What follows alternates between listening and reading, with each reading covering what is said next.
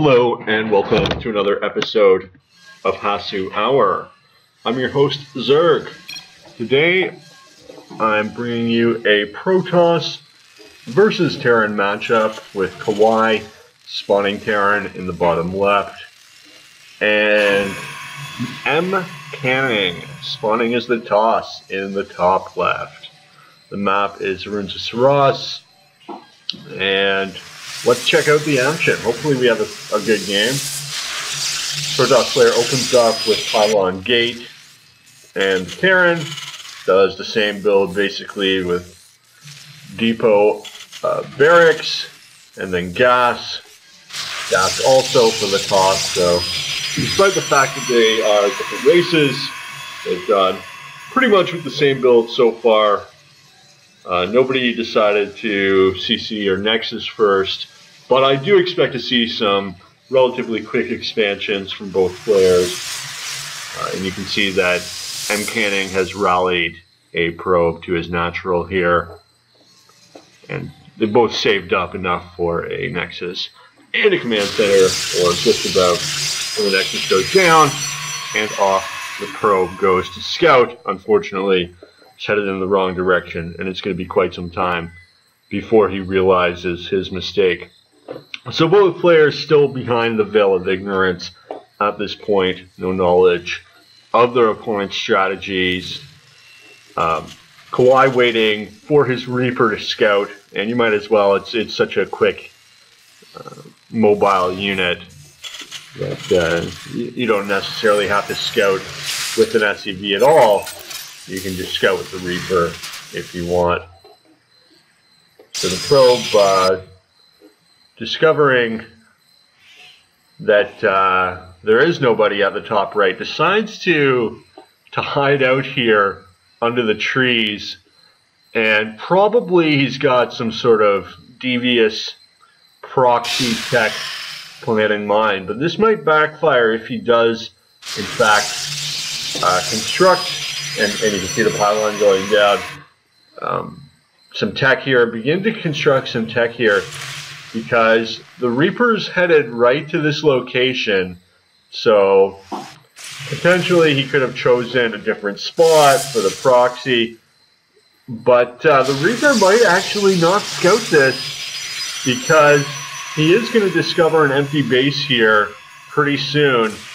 So somewhat fortunate for M. Canning that the Reaper did not pick up on the Twilight Council.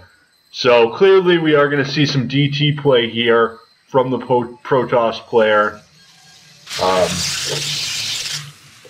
And going to Mothership Core Assault on the Terran base.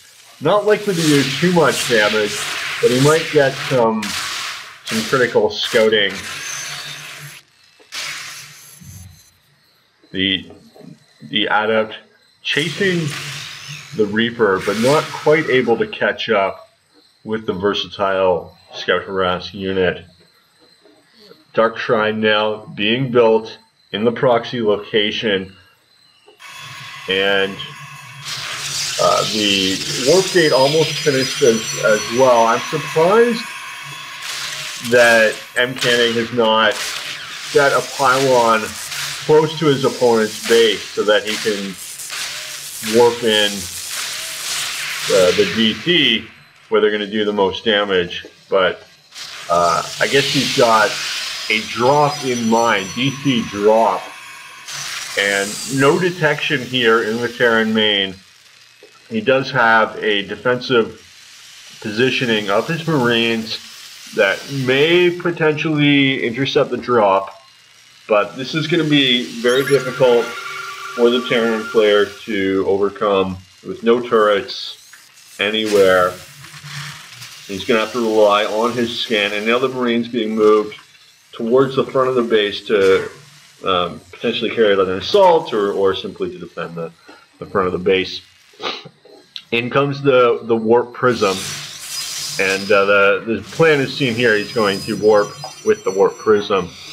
2 DTs being built, and this could be disastrous for Kawhi, because his army chose some very fateful timing to go for an assault. So he's going to have nothing to protect his base, and he's basically going to have to try to do as much damage as possible with his attack. And we're going to see a base race situation here. The DTs now attacking the SCVs, and the Terran simply charging through the front door, photon overcharge, doing some damage to the Marine force. The Terran Eco in havoc as DTs hit both bases. The Protoss, his probe still relatively unscathed, but that's about to change. And nice photon overcharge defense there. The Dark Templar offense is still going very well. You know, he's got some Dark Templar here in his main to defend, and this may stop the Terran attack.